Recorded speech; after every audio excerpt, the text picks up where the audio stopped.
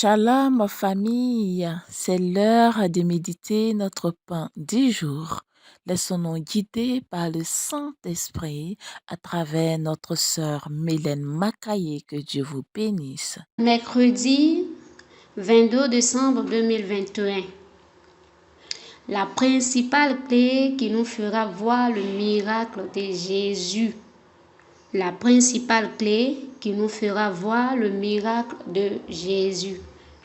Mes frères et sœurs dans le Seigneur, je vous salue dans le glorieux nom de Jésus-Christ, notre Seigneur et Sauveur.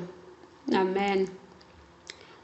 Pendant que tu te disposes à méditer avec moi ce sous-thème, j'aimerais lire notre texte d'appui tiré de Jean, chapitre 2, versets 3 à 7. Je lis la parole du Seigneur avec votre attention. Le 20, Jean, chapitre 2, versets 3 à 7. Le vin ayant manqué, la mère de Jésus lui dit, « Ils n'ont plus de vin. » Verset 4, Jésus lui répond, « Femme, qu'y a-t-il entre moi et toi? Mon heure n'est pas encore venue. » Verset 5, sa mère dit au serviteur, « Faites ce qu'il vous dira. » Verset 6, or, il y avait là 6 jarres de pierre, 6 vases de pierre, destinés aux purifications des Juifs, et contenant chacun 2 ou 3 mesures. Verset 7, Jésus leur dit, « Remplissez d'eau ces vases. » Et il les remplit jusqu'au bord. Parole du Seigneur, nous rendons grâce à Dieu. Je nous rappelle que c'est un enseignement de 8 semaines qui a débuté depuis le 1er novembre. Et nous en sommes à la huitième et dernière semaine. Durant les semaines passées, le Seigneur nous a gratifiés de plusieurs sous-thèmes développés par notre très cher responsable de la famille Priorité à l'Évangile. Que Dieu bénisse davantage leur vie.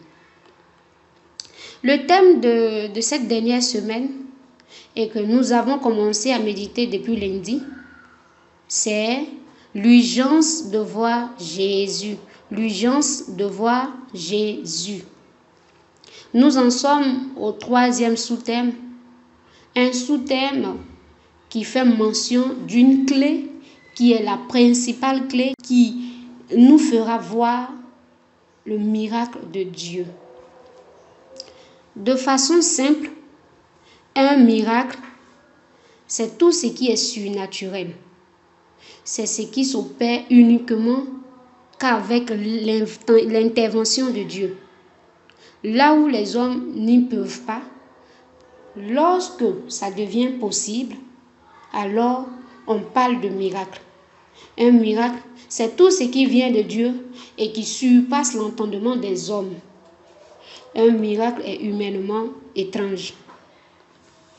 Dans Marc 16, 17, le Seigneur dit, « Voici les miracles qui accompagneront ceux qui auront cru.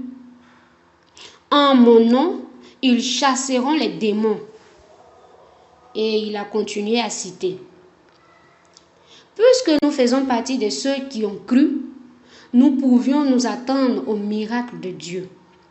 Et Dieu a prévu les miracles pour accompagner ceux qui croient en Jésus.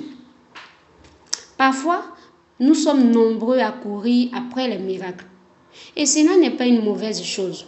Mais la révélation est que ce sont les miracles qui doivent courir après nous si nous croyons véritablement. Marc 16, 17 dit que les miracles doivent nous suivre si nous croyons. Si en courant après les miracles, nous ne croyons pas en Dieu, ce n'est pas évident que nous allons les attraper. Ce que la Bible nous demande de faire, c'est de croire comme il le faut. Et alors, les miracles viendront après nous. Mais le point de départ, c'est le manque. Aux noces de Cana, les gens étaient en manque de vin. C'est le manque qui exprime un besoin. Et alors, le miracle vient pour répondre à ce besoin. Beaucoup sont en manque. Beaucoup sont dans le manque. Nous sommes dans le besoin. Mais le miracle ne répond pas à nos besoins pour une seule raison. C'est que nous ne marchons pas dans la foi comme il le faut. Puisque la Bible dit que les miracles nous accompagneront si nous marchons dans la foi et que nous disons que nous marchons dans la foi et que malgré tout, les miracles ne nous accompagnent toujours pas, c'est qu'il y a un souci quelque part. Or, frères et sœurs, nous savons que la parole de Dieu ne ment pas. Du coup, le souci se trouve à notre niveau. Marcher dans la foi, c'est croire comme Jésus le demande.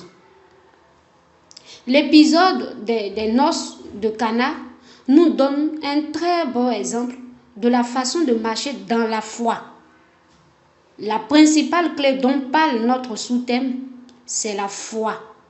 C'est la foi qui croit comme le veut la parole de Dieu.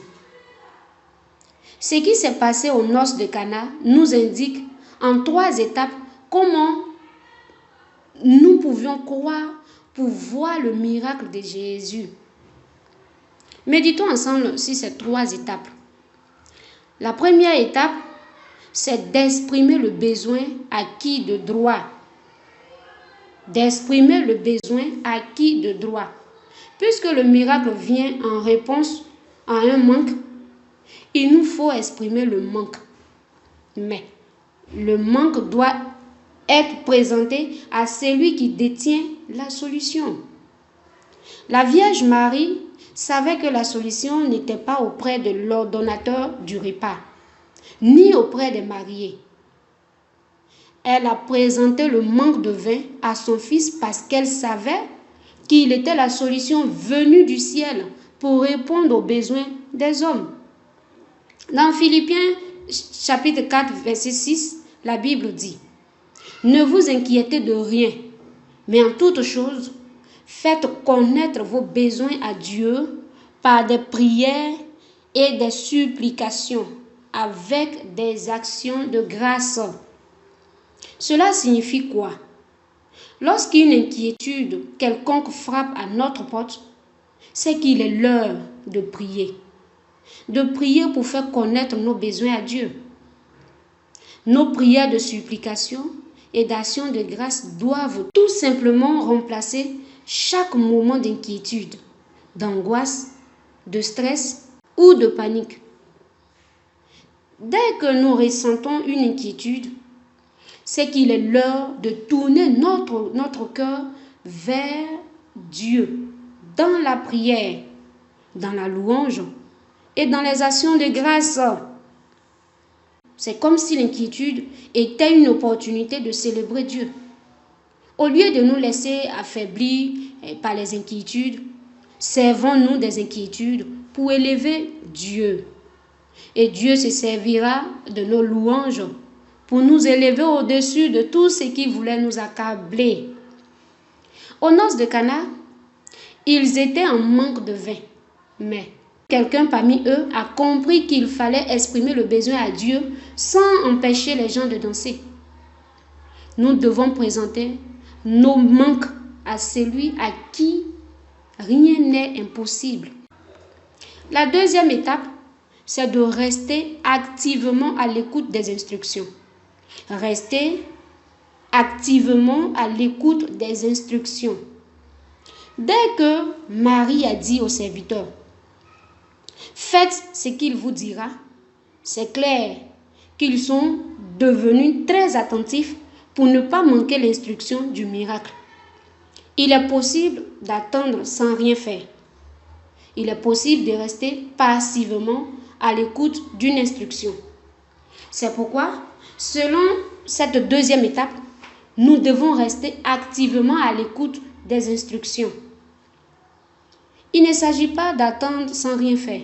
Il s'agit de demeurer actif, d'adopter la position adéquate pour ne pas manquer l'instruction du miracle. Être actif, c'est aussi aller à la recherche des instructions.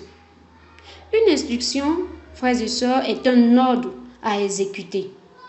Une instruction de Dieu est un ordre venant de Dieu pour commander notre miracle. En creusant continuellement dans la parole, nous nous mettons activement à l'écoute des ordres de Dieu.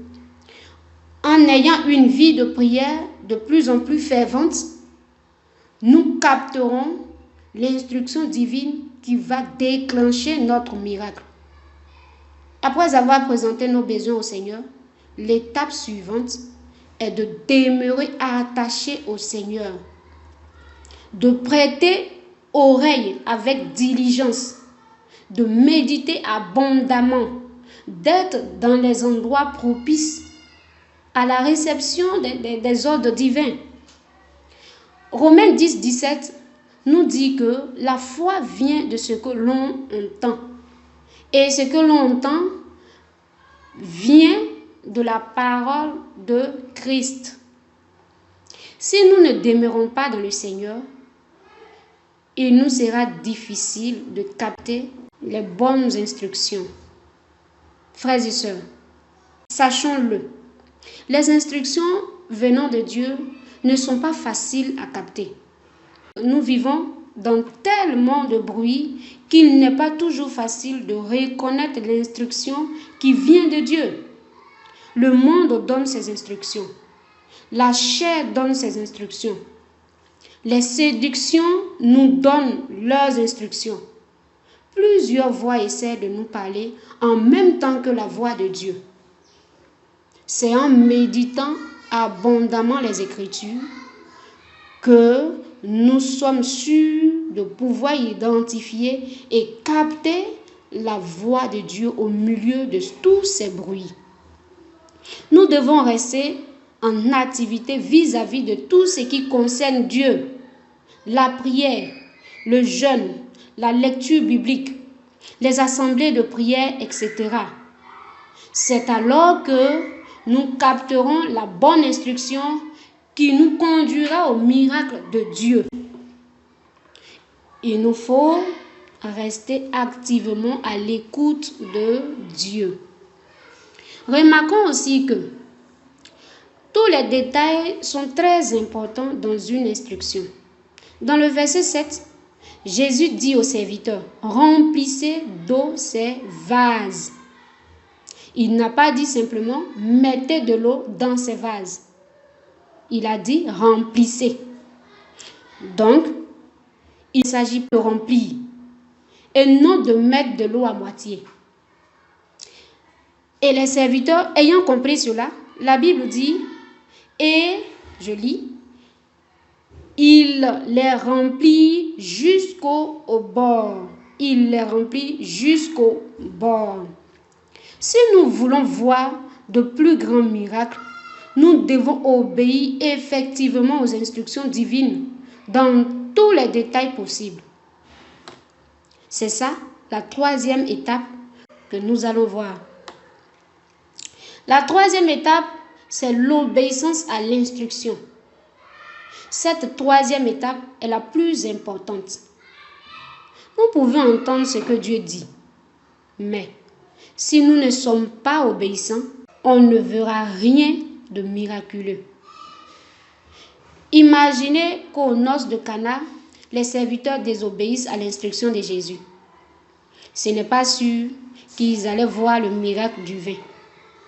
Les instructions divines peuvent être bizarres et banales. Mais dès que cela vient de Dieu, nous devons obéir sans tarder, sans tarder. Dans tous les schémas de la foi, l'obéissance est une composante très pertinente. Lors du séminaire sur la foi vivante, on se souvient encore que le berger avait pris un mois tout entier pour nous enseigner sur le sujet. de l'obéissance de la foi. Chers frères et sœurs, retenons que sans la foi, il n'y a pas de miracle. Et la foi, c'est la foi véritable, la foi pratique, la foi biblique, la foi qui croit comme le veut la parole de Dieu. Dans Hébreux 11, 6, la Bible dit: Or, sans la foi, il est impossible d'être agréable à Dieu. Et on peut compléter pour dire que sans la foi, il sera difficile de voir le miracle de Dieu. Nous venons donc de voir 3 étapes qui nous permettent de marcher pleinement dans une foi qui produit le miracle. La première étape, c'est de présenter nos besoins dans la joie. Ensuite, de rester activement à l'écoute des instructions divines. Et enfin, la dernière étape, 3e étape, c'est l'obéissance effective. Une obéissance radicale, une obéissance pure et brute. Que Dieu vous bénisse. Prions pour terminer. Père de gloire, nous bénissons encore ton saint nom pour ce pain venu du ciel, pour nous. Béni sois-tu, toi qui assouvis nos soifs.